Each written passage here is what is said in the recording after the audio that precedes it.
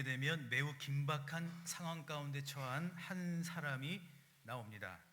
회당장 야이로라고 하는 사람이죠. 이 야이로에게는 12살 된 외동딸이 있습니다. 지금 이 딸이 알 수 없는 질병에 걸려 있습니다. 그래서 이 야이로는 다급한 마음을 가지고 예수님을 만나러 왔습니다. 야이로는 무릎을 꿇고 예수님께 간청을 합니다. 아픈 딸이 있는 자신의 집으로 가 주시기를 원하고 있지요. 예수님은 이 야이로의 요청을 따라서 그의 집으로 가십니다. 사실 빨리 집으로 가도 시간이 많지를 않습니다. 경각을 다툽니다. 그런데 예수님은 가는 길에 혈루증 앓던 여인을 치료해 주십니다. 그 일로 인하여 시간이 더 많이 지체가 되었습니다. 그리고 아직 집에 도착하기도 전에 야이로의 집에서 일하는 사람이 찾아와 야이로에게 이렇게 말을 합니다. 딸이 죽었습니다. 누구라도 이와 같은 상황이 된다면 한마디로 정신줄을 놓게 될 것입니다. 모든 것이 다 허사가 되었다라고 여길 것입니다. 이런 안타까운 상황들 속에서, 이런 환난과 같은 절망 속에서 과연 우리 예수님은 야이로의 가정을 어떻게 도와주실 수 있을까요? 또한 예수님이 비극적인 상황에 처한 이 야이로에게 원하셨던 것은 무엇일까요? 그리고 더 나아가 우리의 믿음 생활에서 손도 써볼 수 없는 그와 같은 일들이 생길 때에 과연 우리 예수님은 사랑하는 성도님들을 향하여 무엇을 원하실까요? 이 질문들을 가지고 함께 말씀의 은혜를 나누기를 원합니다. 오늘도 말씀의 귀한 은혜를 체험하고 나누시기를 주님의 이름으로 축원합니다. 첫 번째로 회당장 야이로는 자신의 명예와 체면을 예수님께 드렸습니다. 본문 41절을 보시게 되면 이렇게 기록을 하고 있죠. 이에 회당장인 야이로라 하는 사람이 와서 예수의 발 아래에 엎드려 자기 집에 오시기를 간구하니, 야이로는 회당장이라고 말씀을 드렸습니다. 예수님 당시에 이 회당장이란 유대교의 회당을 책임지는 사람입니다. 회당장은 주로 인정받는 서기관들이 임명이 되었습니다. 그러니까 말씀을 전문적으로 연구하는 율법학자들이나 또는 하나님의 율법을 연구하는 이 서기관들이 바로 회당장이 될 수가 있었죠. 회당장은 당시 이 유대교 사회, 유대교 공동체 안에서 최고의 엘리트였습니다.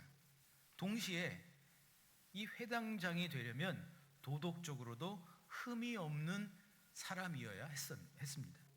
더 나아가 이 회당장이 된다라고 하는 것은 바리새인들이나 사두개인들이나 또는 다른 서기관들에게는 정말 꿈 같은 일이기도 했지요. 여러분, 이와 같은 회당장이 예수님 앞에 무릎을 꿇는다라고 하는 것은 거의 상상할 수도 없는 일이에요. 그런데 중요한 사실은 이 야이로는 신앙인이었습니다.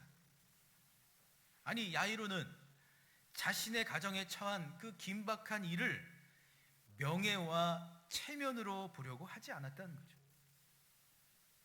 믿음으로 해결하려고 한 것입니다. 유대인들은 예수님을 믿지 않았지만, 그러나 회당장 야이로는 기도하는 가운데에 예수님께서 자신의 딸을 치료해 주실 것이라고 하는 믿음을 갖게 되었습니다. 그래서 예수님을 찾아간 것이죠. 때때로 하나님은 믿음의 사람들에게 믿음의 지경이 넓어지고 깊어지기를 원하십니다. 할렐루야. 그런데 여러분, 믿음의 지경이 그냥 깊어지고 넓어지는 것이 아니라 믿음의 지경이 넓어지고 깊어지려면 반드시 믿음의 선택과 믿음의 결단이 필요합니다.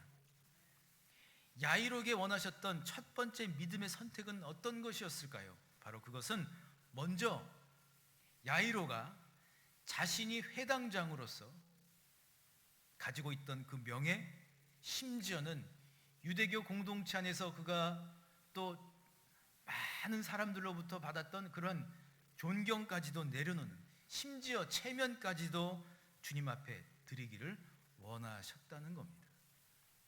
구약 성경에 보게 되면 명예와 체면을 중요시한 또 한 사람이 나오지요. 아람이라고 하는 제국의 군대 장관 나아만이라고 하는 사람입니다. 나아만은 부와 명예와 권력을 다 가지고 있었어요. 그래서 사람들이 보기에는 나아만은 모든 것을 다 가진 사람이라고 생각했습니다. 그런데 이 나아만에게는 결정적으로 부족한 것 한 가지가 있었어요. 건강입니다. 그는 다른 사람들이 알지 못하는 질고로 인하여 그는 고통 중에 있었어요. 살이 썩어 들어가는 병입니다. 나아만은 얼굴을 사람들에게 보여줄 수도 없었어요. 그래서 그는 늘 갑옷으로, 투구로 그렇게 얼굴을 가리고 있었어요. 이 질병은 가족들만이 아는 질병입니다. 그러던 어느 날입니다. 나아만의 집에서 일하는 여종 하나가 이런 말을 합니다. 사마리아에 살고 있는 엘리사 선지자가 장군님의 병을 고칠 수가 있습니다. 그는 신뢰하는 그 여종의 이야기를 듣고 사마리아에 살고 있는 엘리사 선지자에게 찾아갑니다. 정말 어렵게 마음을 먹고 온 거예요. 그런데 엘리사 선지자는 만나주지도 않습니다. 그저 요단강에 가서 7번 목욕하라고 하는 말만 합니다. 그 이야기를 듣자 나아만은 화가 났습니다. 그대로 돌아가 버리려고 했습니다. 그런데 바로 그때에 그의 옆에 있던 신하들이 나아만의 현실을 깨워줍니다. 당신은 지금 불치의 병에 걸려 있습니다. 당신은 지금 얼굴도 제대로 드러내놓지 못하고 살고 있습니다. 그것이 당신의 현실입니다. 명예와 체면보다도 병을 고치는 것이 중요하지 않겠습니까? 이렇게 이야기를 듣자 나아만은 신하들의 말을 듣고 자기 자신의 현실을 바라봅니다. 썩어 들어가고 있는 살, 그의 그 현실들. 그리고 마음을 결정합니다. 그래, 요단강에 들어가자. 그리고 그는 요단강으로 들어가요. 그런데 여러분, 사실 나아만이 요단강에 들어간 것은 자신의 명예와 체면을 다 벗어놓고 들어간 겁니다. 한 번, 두 번 이렇게 7번 물에 들어갔을 때에 그의 질병은 깨끗이 씻음을 받게 됩니다. 할렐루야. 그런데 여러분, 중요한 사실은 이 나아만의 치유 이야기는 그가 불치의 병이 나았다라고 하는 사실이 있지 않습니다. 나아만의 몸이 치유되기 전에 먼저 하나님을 믿는 믿음이 생겼다는 겁니다. 믿음의 선택이 있었다는 겁니다. 믿음의 결단이 있었다는 겁니다. 여러분, 이것은 오늘 본문에 나오는 회당장 야이로에게도 마찬가지였죠. 야이로는 그저 예수님께 달려가지 않았어요. 그저 무릎을 꿇은 것이 아닙니다. 회당장으로서 명예와 체면을 주님 앞에 드린 겁니다. 주님을 믿는 믿음으로 본 것입니다. 주님을 믿는 믿음으로 선택하고 결정하겠다라고 선언한 것입니다. 그래서 무릎을 꿇었습니다. 다시 말한다면 하나님은 야이로가 믿음으로 보기를 원하셨어요. 믿음으로 선택하고 믿음으로 결정하는 그 믿음의 과정들을 우리 주님은 원하고 계셨다는 사실입니다. 여러분, 이것은 사랑하는 우리 성도님들의 그 삶의 현실 속에서도 마찬가지입니다. 나의 명예와 체면을 구기는 일을 한다는 것은 쉬운 일이 아니지요. 내가 쌓아놓은 이 공동체와 문화 안에서 나의 명예와 체면을 구기고 그것을 내려놓는 일이란 결코 쉬운 일이 아니에요. 그런데 우리의 명예와 체면보다 더 중요한 것이 있습니다. 믿음으로 보는 것입니다. 믿음으로 보기 위해서, 믿음으로 나아가기 위해서 기꺼이 주님 앞에 여러분의 명예와 체면도 드릴 수 있는 진정한 믿음의 용기가 있으시기를 주님의 이름으로 축복합니다. 히브리서 11장 1절에 기록된 것처럼 믿음은 바라는 것들의 실상이요 보이지 않는 것들의 증거니라고 말씀합니다. 믿음의 역사는 주님을 바라보고 주님을 바라는 일로부터 시작이 됩니다. 이것이 믿음입니다. 그런 의미에서 본다면 믿음은 신념이 아닙니다. 믿음은 오직 하나님의 관점으로 보는 일로부터 시작된다는 사실을 오늘 성경은 사랑하는 성도님들에게 말씀하고 있습니다. 그러므로 야이로처럼 믿음으로 바라보고 선택하며 결정하실 수 있기를 주님의 이름으로 소망합니다. 그런가 하면 두 번째로 믿음이 성장하고 믿음이 성숙하려면 하나님의 타이밍을 포기해서는 안 된다는 사실입니다. 저를 한번 따라 하실까요? 하나님의 타이밍을 포기해서는 안 됩니다. 아멘. 이 야이로는 주님을 바라보고 주님께 기꺼이 자신의 명예와 체면까지도 드렸습니다. 그런데 예수님과 함께 자신의 딸을 고치러 가는 중에 시간이 너무 많이 지체가 되어버립니다. 예수님은 웬일인지 서둘러 가시지 않은 것 같아 보입니다. 그러더니 설상가상으로 혈루증 앓던 여인을 고쳐주시기까지 합니다. 그 여인의 그 간증과 고백까지도 들으십니다. 아마도 이 야이로는 속이 타들어갔을 겁니다.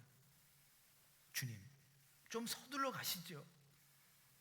이 말이 거의 입 밖으로 나왔을 거예요. 그러나 그저 속만 태우면서 발길을 재촉하면서 그는 자신의 집을 향하여 걸어가고 있었어요. 그런데 이럴 수가 있습니까? 자신의 집에서 사람이 도착합니다. 그리고 이렇게 전해줍니다. 49절에 아직 말씀하실 때에 회당장의 집에서 사람이 와서 말하되 당신의 딸이 죽었나이다. 선생님을 더 괴롭게 하지 마소서, 이런 뜻이죠. 당신의 바랄 수 있는 소망은 이제 없습니다. 야이로의 삶에서 딸이 죽었다라고 하는 것은 그저 딸의 죽음만을 의미하는 것이 아닙니다. 모든 것들이 다 끝나버린 거예요. 더 이상 살 소망도, 더 이상 뭔가를 기대하고, 더 이상 뭔가 변화가 일어나고, 더 이상 기뻐하고 더 행복해 할 수 있는 일들이 없다는 뜻입니다. 이제 다 끝났습니다. 그러니 더 이상 예수님을 귀찮게 해도 소용이 없습니다. 자신의 종이 하는 이야기를 듣는 순간 야이로는 심장이 멈춰버린 것 같았을 겁니다. 하나밖에 없는 딸입니다. 이제 막 성인식을 해야 할 딸입니다. 막 피어오르는 아름다운 꽃과 같은 나이입니다. 그런데 제대로 피워보지도 못하고 시들어 버렸습니다. 모든 신앙의 길들이, 지금까지 쌓았던 모든 믿음의 은혜의 그 길들이, 신앙적 소망이 이제는 다 허무해져 버렸습니다. 마치 나오미가 남편과 아들 둘을 전부 잃어버렸을 때에 나를 이제는 나오미라고 부르지 말고 절망의 쓴뿌리 마라라고 부르라. 바로 그 심정이 회당장 야이로의 심정이었을 겁니다. 그런데 바로 그때에 그 얘기가 끝나자마자 그때 우리 주님이 야이로에게 말씀하십니다. 50절을 보시기를 바랍니다. 예수께서 들으시고 이르시되 두려워하지 말고 믿기만 하라. 그리하면 딸이 구원을 얻으리라 하시고 아멘. 예수님은 야이로의 속마음을 꿰뚫고 계셨어요. 두려워하지 말고 라고 말씀을 하고 계시죠. 이 두려워하다 라고 하는 말을 구절을 원어로 살펴보게 되면 경악하다, 충격을 입다, 충격 속에 빠지다, 이런 뜻을 가지고 있습니다. 지금 이 야이로는 아무것도 생각이 나질 않습니다. 그냥 모든 것들이 다 정지되어 버렸어요. 너무 현실이 충격적이어서 신앙이고 믿음이고 하는 것이 도무지 생각이 나지를 않습니다. 그런 그에게 예수님은 두려워하지 말라라고 말씀하시고 한 말씀을 더 해주시죠. 두려워하지 말고 믿기만 하라. 믿기만 하라. 이 믿기만 하라라고 하는 이 구절 속에 놀라운 신앙의 역전극이 들어가 있어요. 할렐루야. 믿기만 하라. 이 말을 원어로 살펴보니까요, 두 단어가 결합이 되어 있습니다. 믿다라고 하는 말과 유일하게라고 하는 말이 결합이 되어 있어요. 그러니까 유일하신 하나님을 믿으라. 무슨 말이죠? 사실 이 부분이 되게 중요해요. 사실 이 부분 속에서 우리가 헤매고 있거든요. 믿어 했는데 믿어지지도 않고, 믿어 했는데 잘 되지도 않았어요. 믿어 했는데 늘 제자리인 것 같아요. 응답도 없는 것 같아요. 절망의 상황 속에서 모든 꿈과 희망이 다 사라져버린 회당장 야이로에게 우리 주님이 말씀하신 것은 그저 믿기만 하라. 이 말씀 가운데 숨어있는 뜻이 무엇일까요? 바로 그것은 야이로가 생각한 타이밍과 하나님이 생각한 타이밍은 다르다는 거예요. 예수님은 지체하지 않으십니다.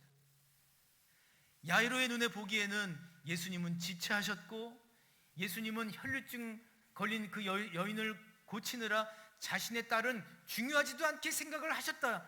그렇지 않습니다. 우리 주님은 하나님의 타이밍 속에서 철저하게 움직이고 계셨어요.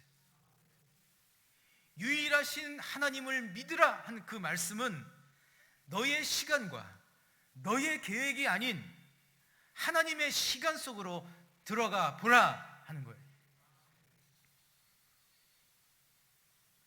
야이로의 딸의 그 죽음 앞에서 우리 예수님이 원하신 것은 두 번째 믿음의 선택과 결단으로 들어가라는 겁니다.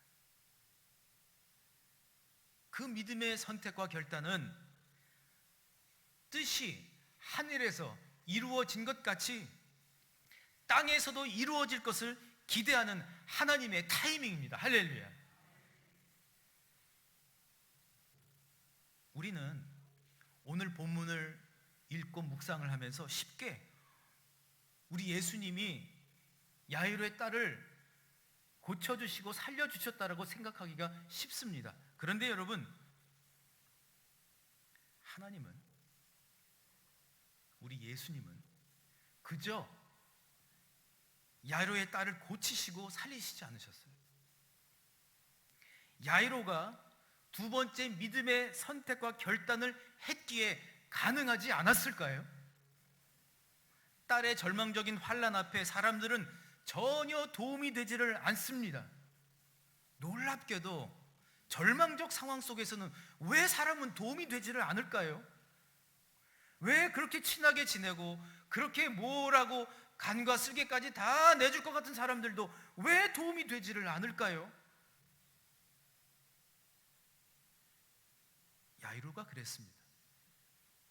딸의 절망적 환난 앞에서 이제 끝이라고 알리는 통곡 소리가 들립니다.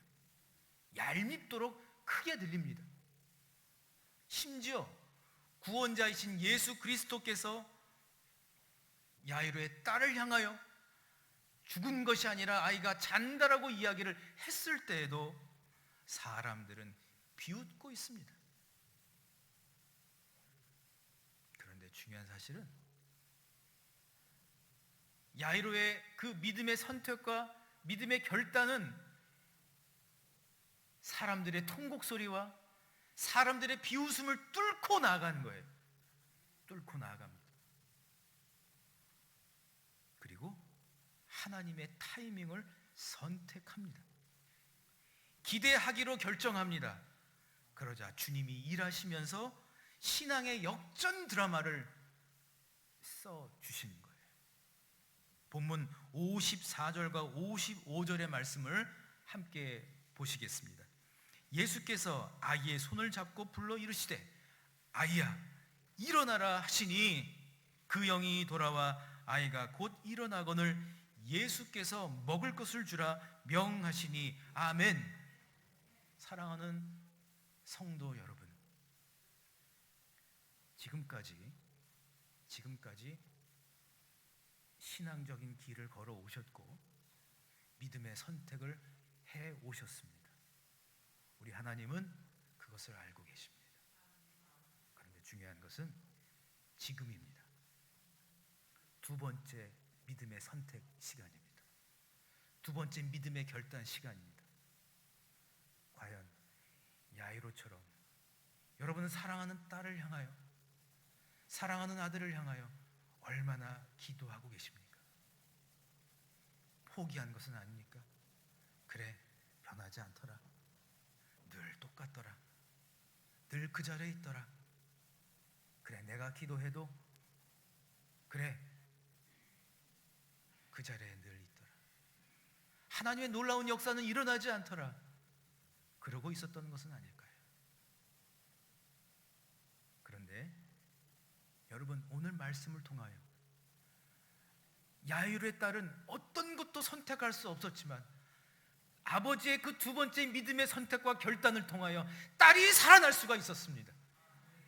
끝까지 포기하지 않았기에 사람들도 포기하고 사람들이 비웃고 있었지만 야이로는 바로 그 순간에 하나님께 맡겨드립니다.